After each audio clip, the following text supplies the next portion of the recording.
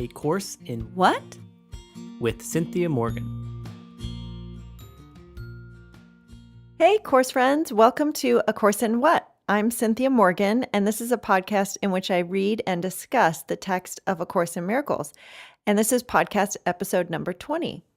So I thought I'd do something a bit different with this episode. I've received a number of questions in the last couple of weeks, and I thought that I would answer some of them today.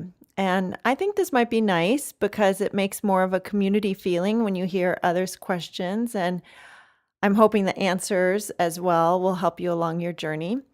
And it'll be rare that I use a whole episode for Q&A, but as I mentioned, I think it's important to pause in our study along the way and answer questions that come up.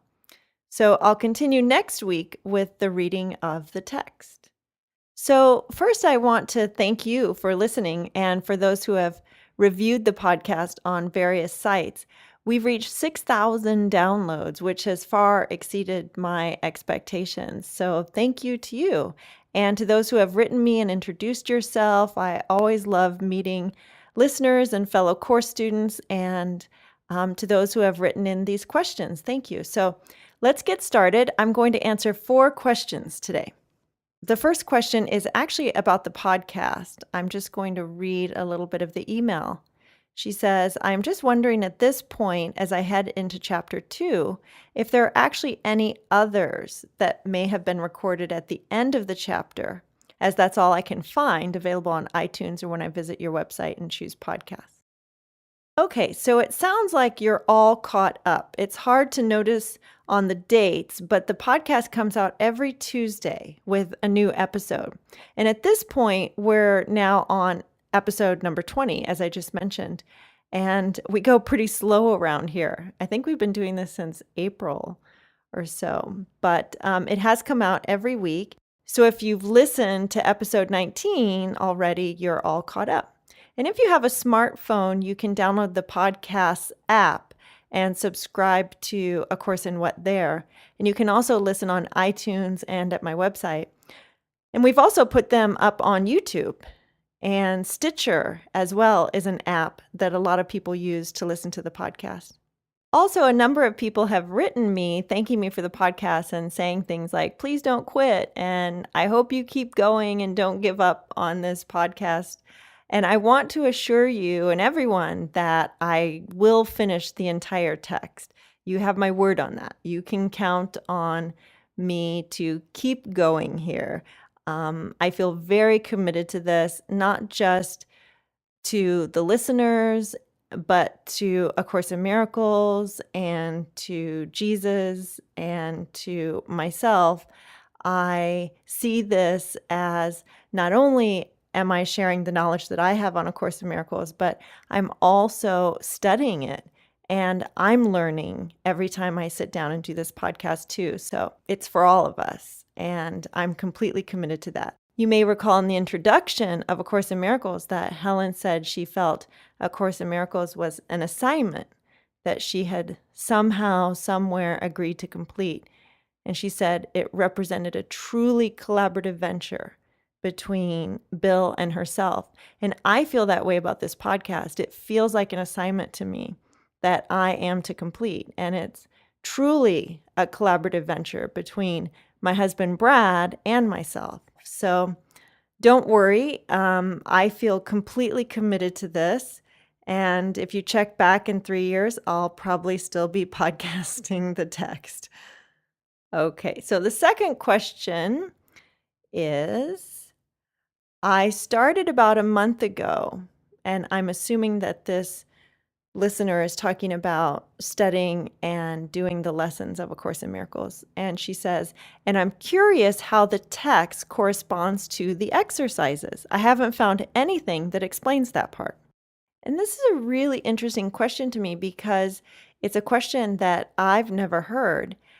And so if there is a correct answer to this, a very specific answer, I've never heard that answer. So if I'm reading the question correctly, I think you're asking if the lessons correspond to the chapters or the chapters correspond to the lessons. And I've never heard that they do. And I've never noticed that in my study and teaching of A Course in Miracles either. So if anybody has more information on that, I would love to hear their response. The only way that I can see that they do correspond is that they both open up and blossom like a flower and become more beautiful, both the lessons and the chapters, as you continue to read and do the lessons. But that's maybe more a formatting thing, and in terms of the expression of the ideas. I do know that the first half of the workbook lessons is about undoing your ego. And the second half is about replacing that perception with the vision of the Holy Spirit. But the text isn't like that. And if you're asking if there's a right way to do the course, if that was part of the question, there isn't. You can read the text and then do the lessons or vice versa, or do them together. The only rule that Jesus has for us about doing his course is he says, quote, "Do not undertake to do more than one set of exercises a day." In other words, don't do more than one lesson a day. But you can take more than one day to do a lesson. You can take a week or a month to do one particular lesson, whatever you feel guided to do. All right, so the third question is, I'm interested in pursuing the study of A Course in Miracles, but my husband is an atheist, and I'm afraid if I tried to explain the course to him, he would think I was crazy. Do you have any suggestions as to how I should explain it to him? Well, I run into this all the time because people constantly ask me, "What's your book about? What's your podcast about?" And so there's a part of me that's like, "Oh no, don't ask me that question. Ask me anything except what is A Course in Miracles?" Because as you know, as a student of A Course in Miracles, it's a complicated answer. So if you say it's a book, the next obvious question is who wrote it? And I find that the only way to answer this question is with the Holy Spirit. In other words, to listen to that still small voice inside. And it'll tell you what to say. Remember from the last episode, that prayer, "I am here only to be truly helpful. I am here to represent him who sent me. I do not have to worry about what to say or what to do because he who sent me will direct me." So if you feel it's, quote, safe to talk about the origin of A Course in Miracles and that it was scribed by a woman who heard a voice in her head which claimed to be Jesus, then by all means go ahead and talk about that. But if that's a little too out there for you or for the person who's asking the question, you might just say something simply like it's a spiritual path whose aim is relinquishing fear and replacing that with love, or whose aim is peace, and that it consists of daily lessons that you do each day, something like that. I do find, however, that if someone is asking me this question, then they need to hear an answer, whatever that answer is. If someone isn't interested, or A Course in Miracles is not their path, or they don't need to hear anything about it, they simply won't ask, right? So there's something you have to say to that person who feels guided to ask you that question. I will say that if you're uncomfortable saying Jesus as the author, or talking about its Christian language, then that is always unforgiveness in your own mind that needs to be healed. It doesn't mean you have to say Jesus to somebody. Maybe most of the time it's best not to, like at a casual dinner party when you're just having a simple conversation. I don't know. But if you're not saying Jesus because you're embarrassed or you're afraid of being judged, then understand that that's your own wounds, your own unforgiveness, your own guilt and fear that needs to be healed. It has nothing to do with the other person.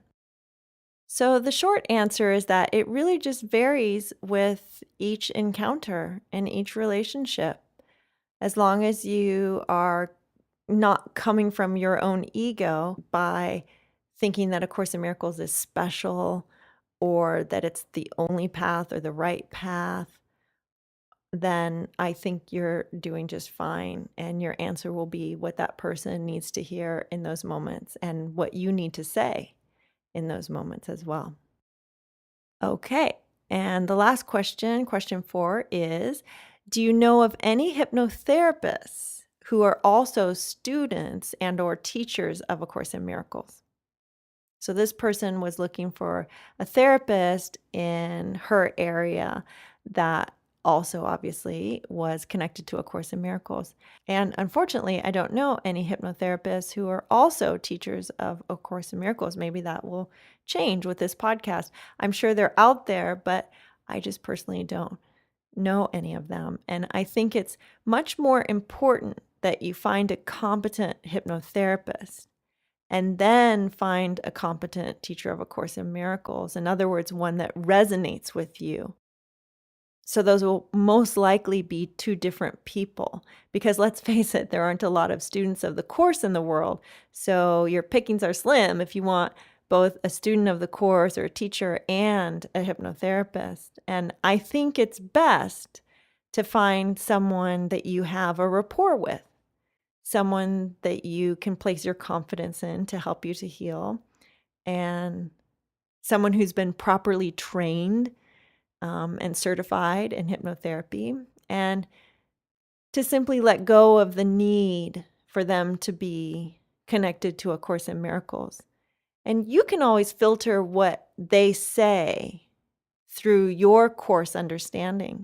And as long as you bring Jesus into the situation or ask the Holy Spirit for guidance, you'll be just fine. You'll get what you need out of that relationship. So don't worry about finding people who get you or who get the course. Most people won't. And if you're coming from a non-dualistic point of view about the world, from the course's metaphysics, it's going to be really hard. Even in the course world, there aren't people who totally understand the metaphysics of A Course in Miracles. And I'm not saying I totally understand it either, but there's people who skip over it completely. So if you're that involved in studying A Course in Miracles, then you may not find someone, even if they're a student of A Course in Miracles or teacher of A Course in Miracles, who's resonating with you. So I think that it's just really important to let go of all that course stuff and